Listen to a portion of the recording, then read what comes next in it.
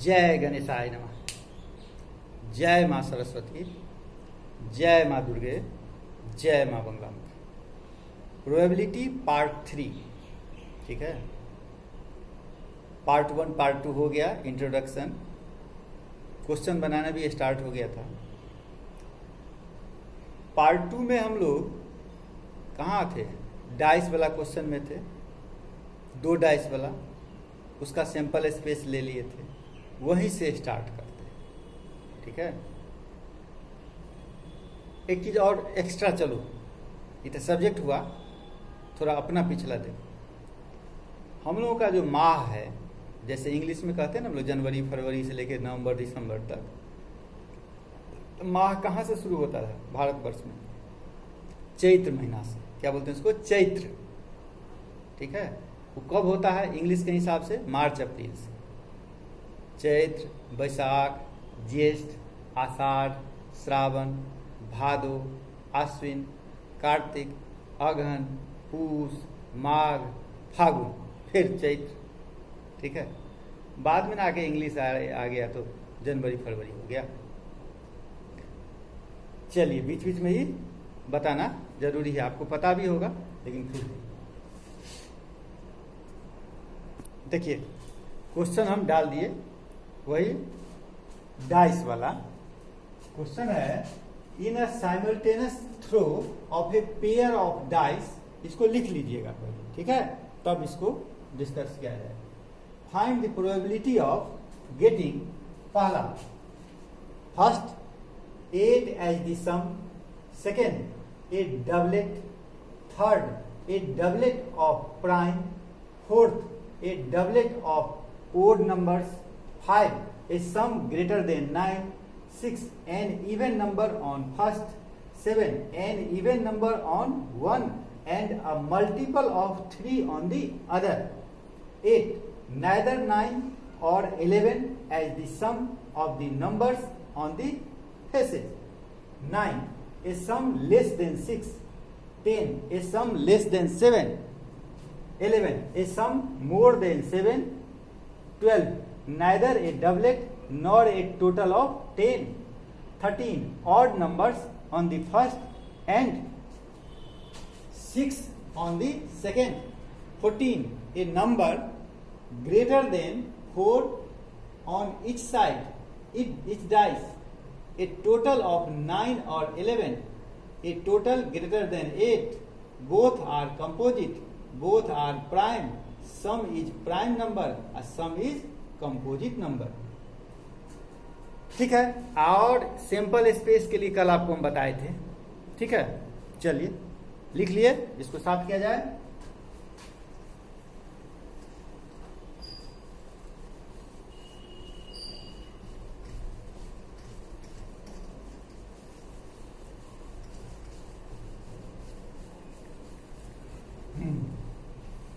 Question है 2 dice, ठीक। तो 2 डाइस में सैंपल स्पेस कितना होगा पता है? Face to the power n, तो फेस कितना? 6, n कितना? 2, 6 टू द पावर n यानी 36 होगा, कल भी बताए थे। पहले आप सैंपल स्पेस निकाल लीजिए। क्या क्या है? 1 1, ये निकाले रहिएगा तब आपको आसान है। 1 3, 1 4, 1 5, 1 6, फिर 2 1, 2 2, 2 3, 2 4, 2 5, 2 6, फिर 3 1, 3 2, 3 3, 3 4, 3 5, 3 6, 4 1, 4 2, 4 3, 4 4, 4 5, 4 6, 5 1, 5 2, 5 3, 5 4, 5 5, 5 6, फिर 6 1, 6 2, 6 3, 6 4, 6 5, 6 6। ई आपका हो गया सैंपल स्पेस। कितना हो गया? 36। ठीक है। अब आप एक एक क्वेश्चन को बनाइए। कल क्वेश्चन नहीं दिए थे इसीलिए आज 20 क्वेश्चन डाल दिए। जैसे पहला क्वेश्चन है 8 एज द सम। पहला क्वेश्चन है आपका कि दोनों का सम 8 होगा। ठीक भाई, तो 1/7 नहीं होगा, फेस 6 तक जा रहा है, नहीं जा रहा है, फेस 6 तक जा रहा है, तो 1/7 नहीं होगा, 2/6 से होगा। ठीक, 2/6 हो गया। जब ये 2/6 होगा तो भाई 6/2 भी होगा, नहीं होगा? चलो 8 3/5 होगा, इसका मतलब 5/3 भी होगा। ये बना लेने से क्या होगा, तुमको काम आसान होगा, गलती होने का चांस कम रहेगा। जब एक बार दो बार बना लेंगे उसके बाद नहीं भी बनाएंगे तो चल जाएगा काम। उसके बाद 3/5 से नीचे आएंगे तो 4/4 जब दोनों सेम हो गया तो इसका तो अपोजिट नहीं होगा। ठीक, इससे भी नीचे होने वाला है कुछ नहीं। 1 2 3 4 5 देखो एकदम कोना कोनी मिला हुआ नहीं, यानी 5/36 हो गया। दूसरा है डबलेट, माने क्या, दोनों सेम, क्या हो गया 1 1 2 2 3 3 4 4 5 5 6 देखा एक कोना में आ रहा, कितना हो गया 6 है ना, 6/36 यानी क्या 1/6। थर्ड है doublet of prime numbers. Doublet है वो भी क्या प्राइम नंबर, तो क्या होगा 2 2 प्राइम नंबर यही ना है, और एक 3 3 एक 5 5 नहीं, दोनों तरफ सेम और दोनों क्या होना चाहिए प्राइम नंबर, इसके अलावा तो है नहीं। 1 1 आएगा नहीं, 4 आएगा नहीं, 6 आएगा नहीं, तो क्या होगा 3/36 करके कितना हो गया 1/12। ठीक, उसके बाद doublet of odd numbers. Double तो है और वो क्या है ऑड नंबर्स, यानी 1 1 3 3 5 5 1 1 3 3 5 5 यानी क्या 3/36 यानी क्या 1/12। ठीक, इसी प्रकार से आप आगे बनाइएगा। जैसे क्वेश्चन है क्वेश्चन नंबर 10, ए सम लेस देन 7। ए सम लेस देन 7 से कम, यानी सम कितना होना चाहिए दोनों का 6 तक। ठीक, क्या होगा 1 5 वाला, ठीक है 2 4 वाला और 3 3 वाला, इसके अलावा तो नहीं होगा। और दोनों का डबल हो गया, इसलिए कितना हो गया 6 बाई कितना 36 करके कितना 1/6 बन जाएगा ये क्वेश्चन। ठीक, अब हम आ जाते हैं दूसरे क्वेश्चन में, दूसरे टाइप का क्वेश्चन। आइए दूसरा क्वेश्चन, वो डाइस वाला लिए थे, आइए ले लेते हैं क्वाइन वाला। ठीक, 3 coins are tossed once, find the probability of getting, पहला all heads, दूसरा at least 2 heads, तीसरा at most 2 heads, चौथा no heads, पांचवा exactly 1 tail, छठा exactly 2 tails और सातवां a head on first coin। तो सबसे पहले क्या बताना हम लोगों को सैंपल स्पेस, कल निकाले थे सैंपल स्पेस, कितना कॉइन है 3 कॉइन्स, तो सैंपल स्पेस कितना हो जाएगा 8। क्यों, क्योंकि 2 to the power 3 बराबर 8। 2 क्यों, क्योंकि इसमें फेस कितना है 2, ये ना फॉर्मूला आपका है face to the power n, तो कॉइन में कितना फेस 2 फेस। अब आ जाइए इसका क्या निकालना है आपको सिंपल स्पेस, क्या निकाले थे कल H H H, ठीक है, उसके बाद H H T, उसके बाद H T T कॉमा देते जाइए, उसके बाद T T T, ठीक है, उसके बाद T T H, ठीक, उसके बाद टी एच एच, ठीक है, 1 2 3 4 2 6, उसके बाद T H T H T H, ठीक है। रिपीट नहीं ना हुआ है कोई? देखो यही होगा मेरा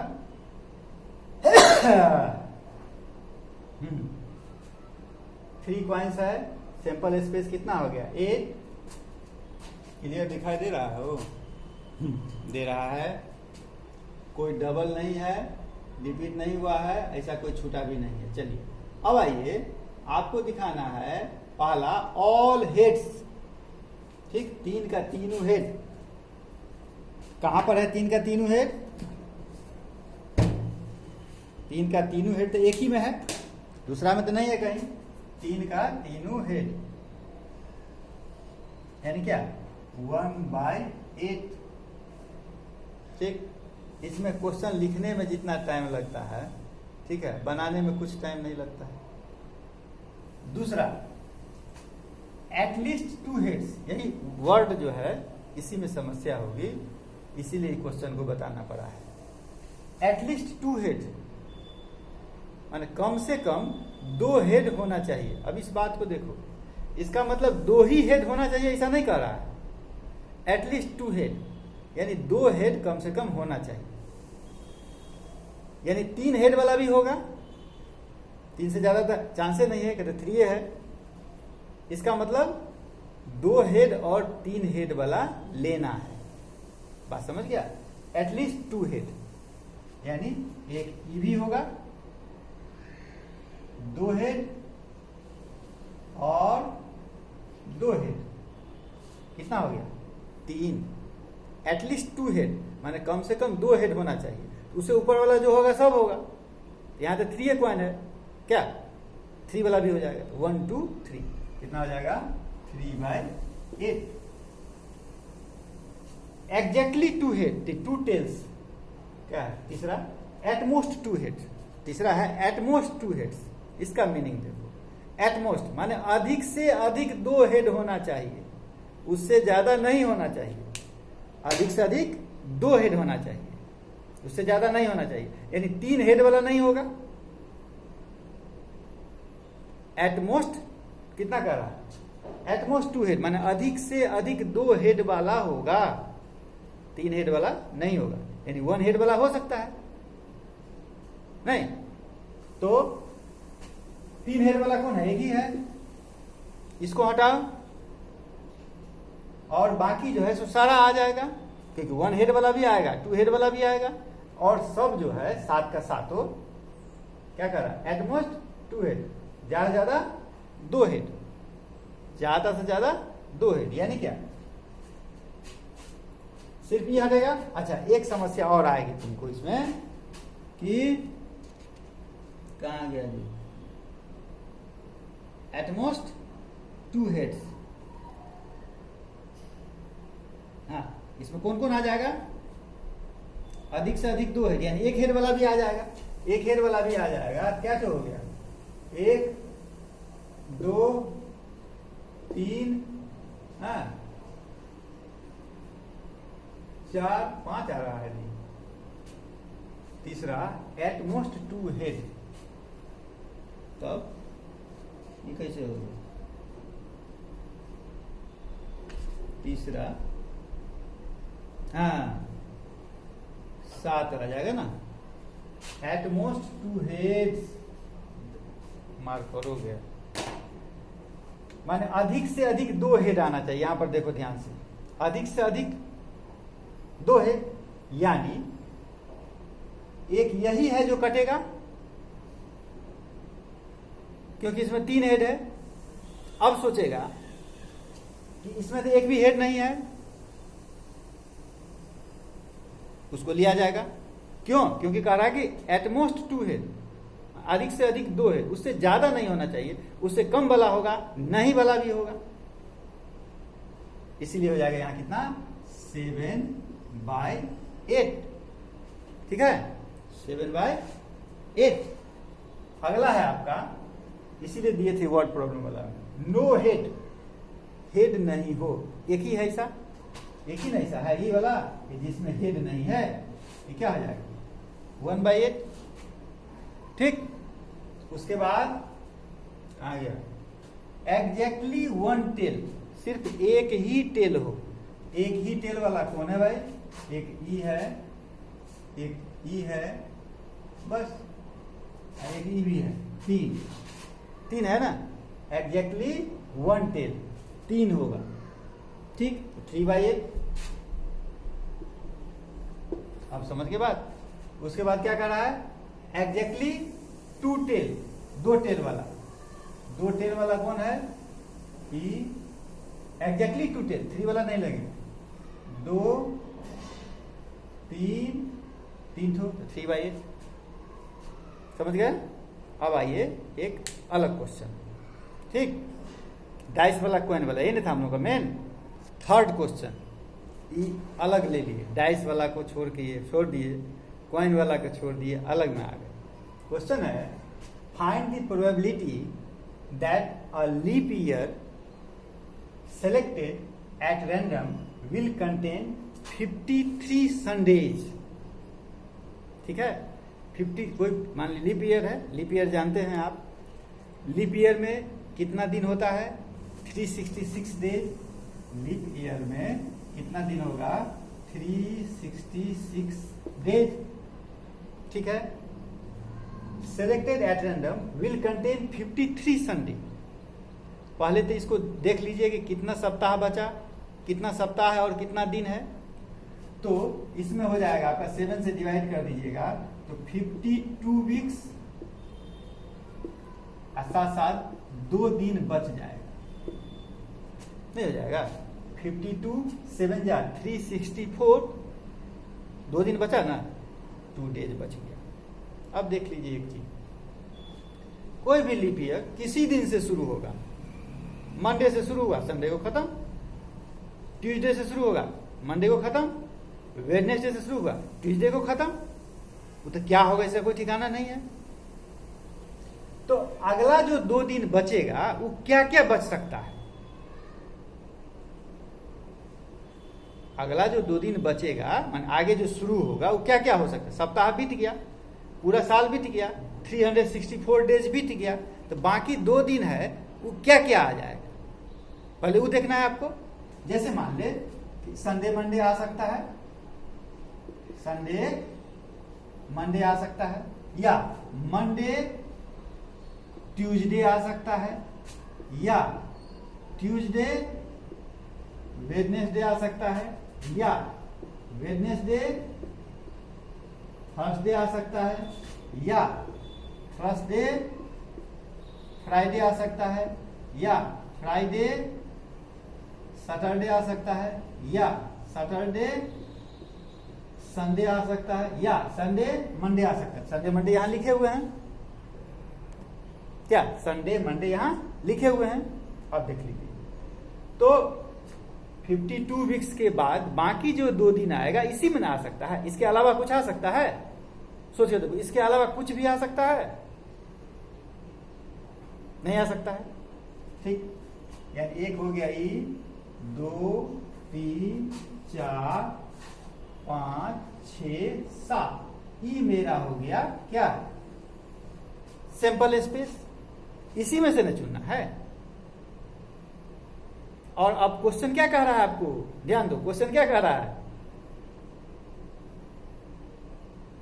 संडे 53 संडे, तो 52 वीक्स जो है इसमें तो 52 संडे हुआ ही, इसमें तो कोई दिक्कत नहीं है। बाकी जो 2 दिन बचता है उसमें संडे आने का क्या प्रोबेबिलिटी है?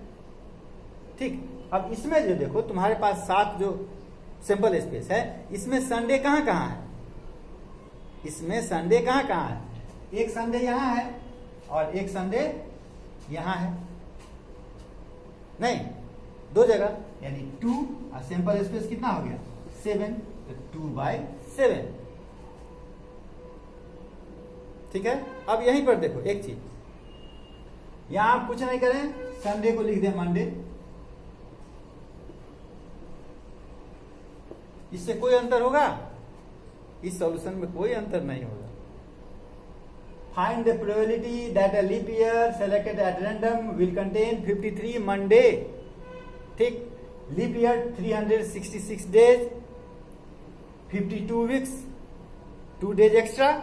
वो 2 डेज एक्स्ट्रा क्या क्या हो सकता है? संडे मंडे, चाहे मंडे ट्यूसडे, चाहे Tuesday Wednesday, Wednesday Thursday, Thursday Friday, Friday Saturday, Saturday Sunday. ठीक, इसको हटा दो, ये काटे हुए हैं सो। अब हमको खोजना है इसमें मंडे कहां कहां आ रहा है। एक मंडे इसमें आ रहा है और एक मंडे कहां आ रहा है? यहां पर आ रहा है। नहीं, 2 सैंपल स्पेस कितना? 7, 2/7। इसी प्रकार से किसी भी डे के लिए जो लीजिएगा तो लीप ईयर में आने का उसका क्या प्रोबेबिलिटी होगा? 2/7 ही होगा। अब मान लो ऑब्जेक्टिव का क्वेश्चन रहेगा, अब इतना बनाने के बाद पता चलेगा 2/7 होगा।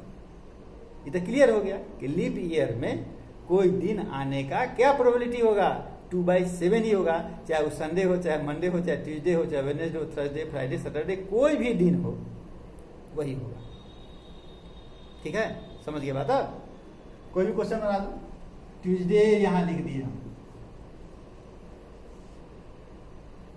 प्रोबेबिलिटी क्या होगा? हटा दो, प्रोबेबिलिटी क्या होगा? ट्यूसडे कहाँ कहाँ? एक ट्यूसडे वेडनेसडे यहाँ, एक मंडे ट्यूसडे वहां, उसके अलावा कहीं ट्यूसडे है? नहीं है। ये समझ गया ना क्या होगा? सो एक बार और देख लो, ये जो हम लोग लिखे हैं 2 दिन, क्यों लिखे?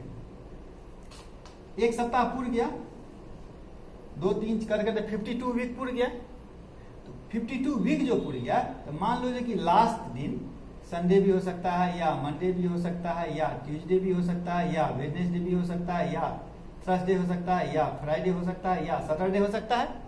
तो यदि मान लो कि संडे को तुम्हारा वीक 52 वीक जो है लास्ट, उस संडे को खत्म हुआ।